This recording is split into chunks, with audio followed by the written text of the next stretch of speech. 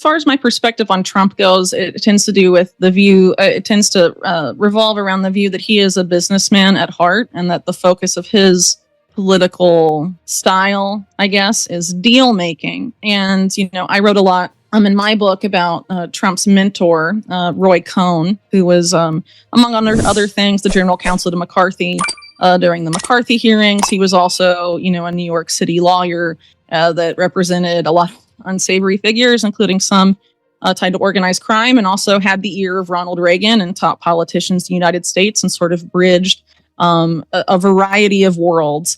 And he very much essentially taught Trump the art of the deal, as it were. And, a lot of his Cohn's close associates, like the Pope family, for example, were very politically connected, also connected to organized crime, arguably, but were very much in the business of making backroom deals, and that's how, power, political power in the United States functions. And so, fundamentally, I think a lot of what Trump likes to focus on and promote about his political style is around negotiations, whether those are diplomatic negotiations or negotiations with businessmen that lead to big number investments he can tout to the public, which is, I think, part of the impetus behind his having the Project Stargate press conference, at the White House on his first full day, at his second term. And I think that's also kind of consistent with what we saw from Trump during his first term as well. So when you're sort of focused on those metrics, I don't necessarily think that the focus is necessarily on how do I help everyday Joe. I'm sure that, in his mind, I don't really necessarily want to speak for him. But if you're, of the opinion that I'm going to tout this big multi-million-dollar investment in U.S. AI infrastructure, for example, perhaps he views that as helpful for the American economy and thus helpful for the American people. And I think it is very likely that over the next 4 years, there certainly will be some Americans that economically benefit, from Trump's economic policy. But I don't necessarily think that's going to be everybody. And I think, generally, based on what we've seen so far, there's been a lot of courting of big tech executives and a lot of talk about making the U.S. the AI and crypto capital of the world.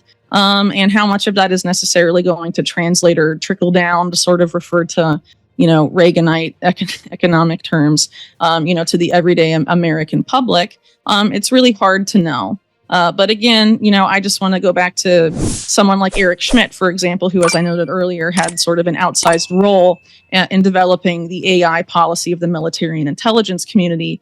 He wrote a book called The Age of AI with Henry Kissinger, and also, I believe, a professor from MIT, who, I'm sorry, his name escapes me at the moment. But basically, that book posited that essentially AI is going to make a two-tiered society. There's going to be the top tier of people who develop and maintain AI and set and determine what its objective functions are, and then sort of a second class who, which we would assume is larger than the first class, so they don't explicitly say that, but who AI acts upon, and eventually that group will lose the ability to understand and really be able to conceive of how AI is impacting their lives, and will develop some sort of dependency on AI for things like decision making, sort of leading to this phenomena that they refer to in the book as cognitive diminishment, which I sort of see as this idea of, we've all heard it before, if you don't use it, you lose it. Sort of the idea of like mental math, you start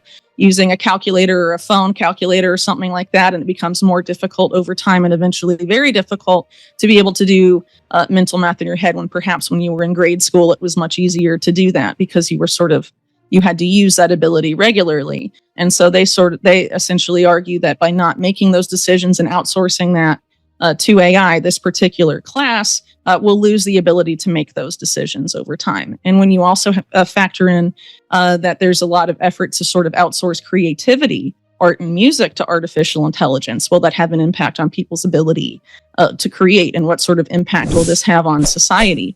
And, these are things that I think sort of get left out of the public discussion, and I don't think they're really on someone like Trump's radar as a businessman. He's focused on sort of the bottom line, the number, the success of the negotiation, and how successful it looks frankly, whether it's to his base or to businessmen he wants to court, other people, foreign leaders, And, I'll stop there, I guess, here where you sort of have an elite class that sort of set the system that will micromanage the masses at the end of the day. I mean, they don't explicitly say that in the book, but if you're familiar with someone like Henry Kissinger, for example, and some of his more controversial views on the masses and the public and some of his more infamous quotes, is that a system that he wants to happen? I don't really know. He's dead, and so no one can ask him. But I think it is kind of disturbing. He created a national security memorandum, for example, that viewed people that live in the third world birth rates and in the global South as national security threats to the United States, and wanted to implement policies to reduce their population size. For example, and sort of had what I would argue is a eugenicist bent to some of his policies. And he was one of the mentors, of course, to people that have become infamous in recent years, like the World Economic Forum chairman Klaus Schwab. Some of his more infamous quotes that he's known for refer to, soldiers being, pawns of foreign policy, essentially sort of like, people's lives are just, pawns on a chessboard for the sort of the elite figures to move around, for their benefit. That's sort of the mentality as I see it of someone like him. But obviously he's been, praised as a model statesman and all of this stuff, and has mentored Trump in his first administration, mentored Hillary Clinton, people on both sides of the aisle. But I personally, I think the more you look into someone like that and his connections with sort of dubious oligarchs like David Rockefeller going, significantly back in time, he's sort of someone that promotes this idea of a global technocracy.